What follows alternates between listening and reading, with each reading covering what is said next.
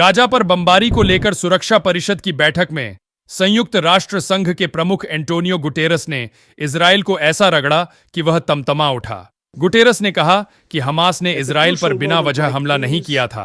फलस्तीन के लोग 56 साल से कब्जे का सामना कर रहे हैं। संयुक्त राष्ट्र सुरक्षा परिषद की उच्च स्तरीय बैठक में जब इजराइल हमास जंग का मुद्दा उठा तो संयुक्त राष्ट्र प्रमुख एंटोनियो गुटेरस ने इजराइल और उसके हिमायती देशों को जमकर जलील किया, जो हमास की आड़ लेकर गाजा में बेगुनाह लोगों के घरों पर हो रही बमबारी को सही ठहरा रहे थे। अब इजराइल संयुक्त राष्ट्र प्रमुख का इस्तीफा मांग रहा है। वहीं दूसरा झटका इजराइल को हमास द्वारा रिहा किए गए बंधकों से लगा, जब उन्होंने मीडिया के सामने आकर हमास की तारीफ कर दी। इन दोनों घटनाओं से इजराइल को इस कदर मिर्ची लगी कि वह तिलमिला उठा।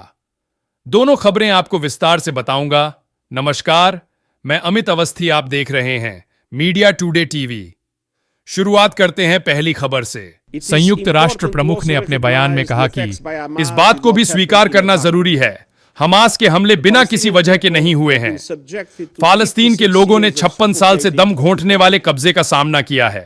बस्तियों के जरिए उनकी जमीन छीन ली गई, उन्हें हिंसा का सामना करना पड़ा, उनकी अर्थव्यवस्था की नींव हिला दी गई, उनके लोगों को बेदखल कर दिया गया और उनके मकान तोड़ दिए गए। उनकी समस्याओं का कूटनीति के जरिए हल निकलेगा।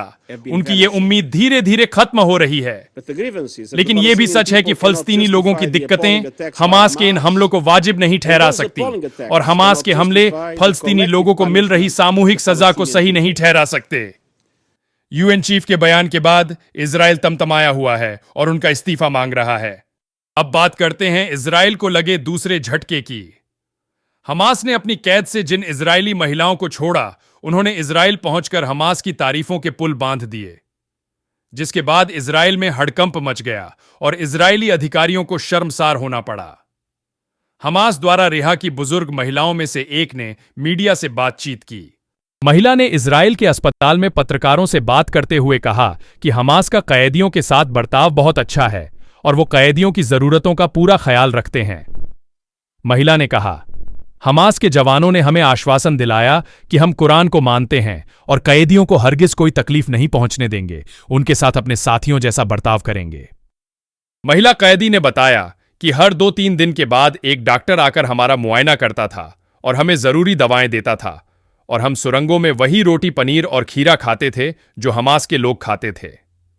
महिला को जिस समय हमास के जवानों ने रिहा किया, उसने हमास के नकाबपोश जवान से हाथ मिलाया था। इसका कारण पूछे जाने पर महिला कैदी ने कहा कि मैंने इसलिए ऐसा किया कि उनका बर्ताव सारे कैदियों के साथ बहुत अच्छा था।